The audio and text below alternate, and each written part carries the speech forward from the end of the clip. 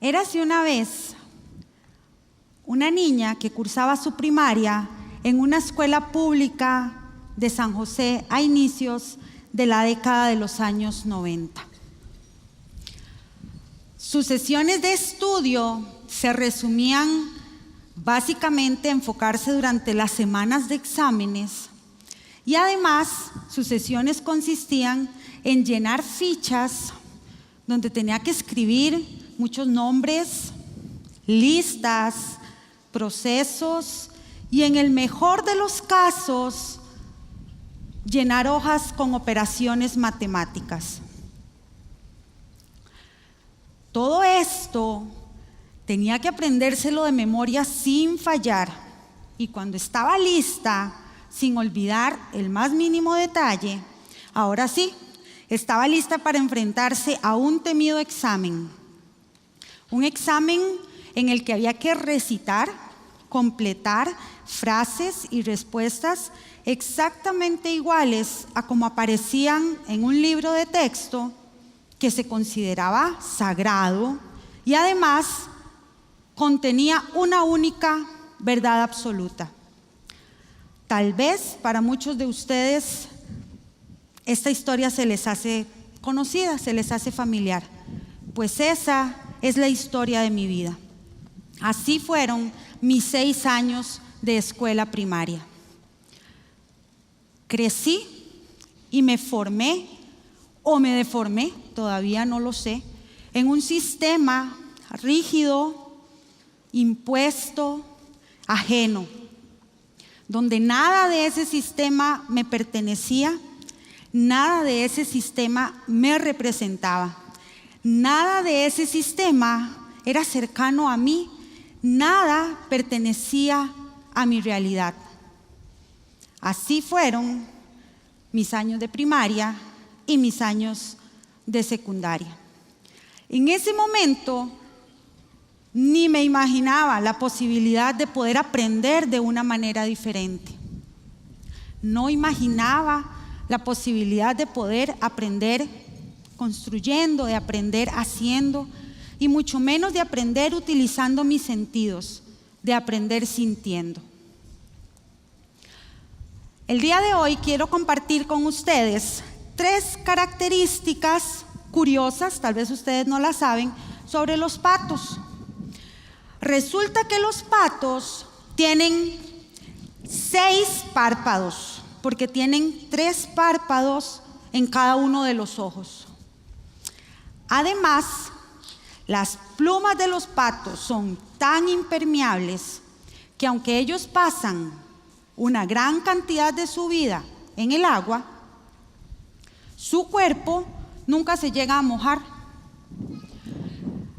Y tercero, un mito nos decía antes, o escuchábamos a las mamás, a las abuelitas decir que el sonido de los patos no produce eco.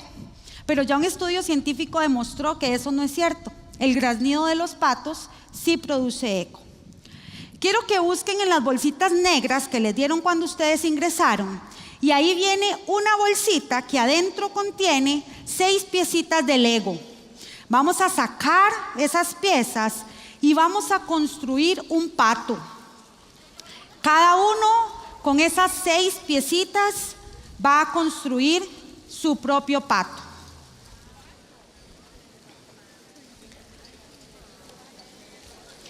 Vamos a recordar qué sabemos de los patos, aparte de las 3 características que ya les mencioné que tienen 6 párpados, les mencioné que su graznido sí produce eco y les mencioné que sus plumas son súper impermeables. ¿Recuerdan cuándo fue la última vez que vieron un pato?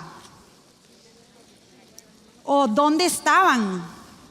¿O con quién estaban? ¿Cómo olía cuando ustedes vieron el último pato? ¿Han visto un pato volando? ¿O solo lo han visto en la tierra o en el agua?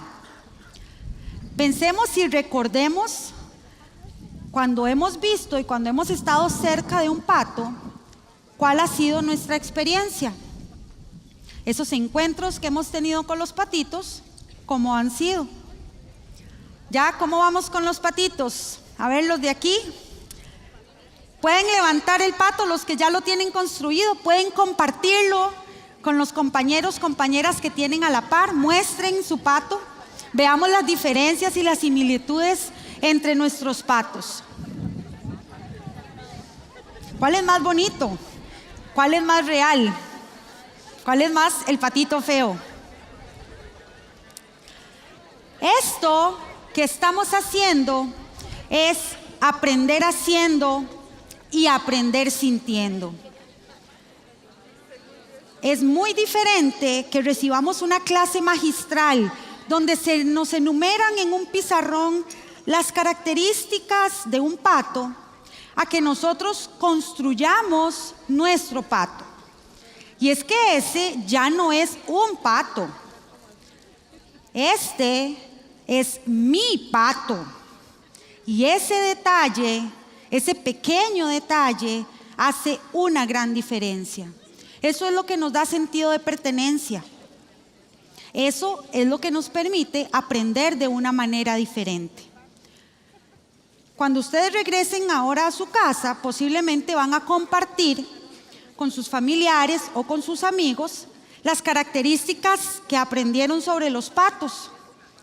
Pero no solo eso, van a poder mostrar su pato. Pueden ponerlo en el escritorio, en la mesita de noche, regalárselo a su hijo o a su hija, ponerlo en la sala, en la cocina. El asunto es que cada vez que ustedes vean ese pato, van a recordar un lugar, un momento y una experiencia asociada con ese pato. Van a recordar que fue aquí donde lo construyeron. Van a recordar quién tenían a la par. Van a recordar posiblemente cómo era el pato de la persona de la par. Además, van a recordar las características de las que hablamos con respecto a los patos. Este tipo de experiencia es lo que queremos para nuestros niños y para nuestros jóvenes en las escuelas y en los colegios. Queremos que ellos tengan la posibilidad de aprender de una manera diferente. Y eso es lo que yo quiero compartir con ustedes hoy. Quiero compartirles la posibilidad de aprender de una forma diferente. Y mi propuesta es que lo hagamos por medio de la robótica. Utilicemos la robótica como una herramienta en el aula para darle la oportunidad a nuestros niños y jóvenes de que puedan aprender haciendo y que puedan aprender sintiendo. Robótica, bueno, sí, posiblemente dicen, wow, eso es como para ingenieros o para científicos, o ahora ya se alejó un poquito del patito. Pero sí, la robótica puede ser una herramienta que podemos utilizar en el aula para que nuestros niños, nuestras niñas, nuestros jóvenes puedan tocar y puedan sentir lo que están aprendiendo, lo que están compartiendo, lo que están generando. A lo largo de varias experiencias que he tenido con robótica educativa y a lo que me dedico también en la vida, he podido ser testigo de primer plano y he podido observar cómo los niños y los jóvenes, por medio de la robótica y por medio de la construcción, la programación, el control de un robot, logran realmente apropiarse de ese proceso de aprendizaje. Ellos se involucran, ellos celebran, ellos defienden su robot. Y es que no es un carrito o no es un robot, es mi robot. Y el que se meta con mi robot se las ve conmigo.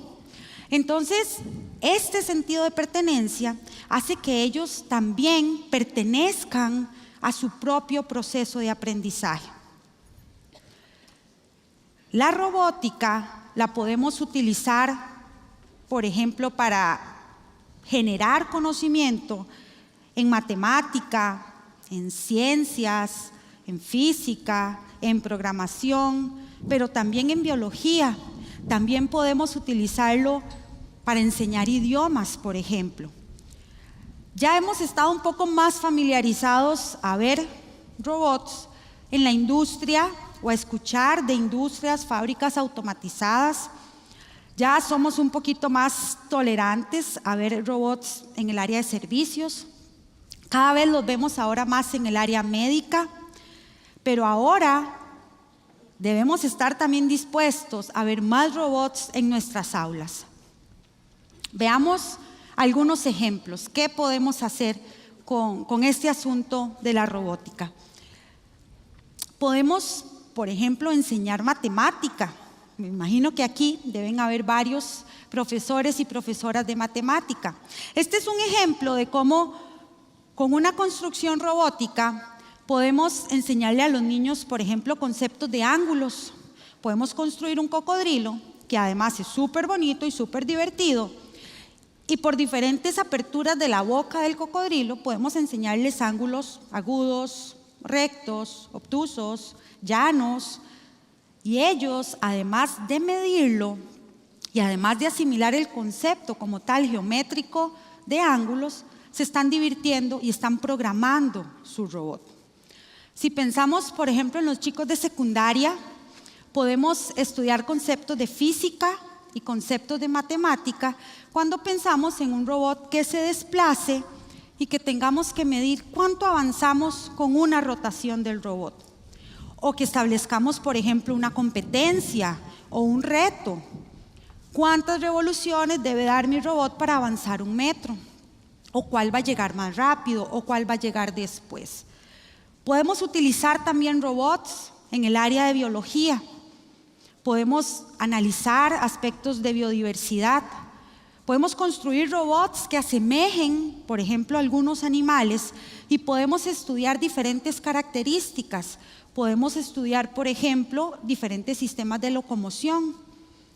¿Cuál es el sistema de locomoción de una ranita? ¿Cuál es el sistema de transporte o de locomoción de un ave? Entonces, estos son algunos ejemplos que quería compartir con ustedes para enseñarles que sí es posible. O sea, sí, la robótica podemos utilizarla en el aula y podemos utilizarla para estudiar otras cosas, no solo programación, como podríamos imaginarnos. ¿Qué necesitamos hacer? Yo les propongo que hagamos 3 cambios.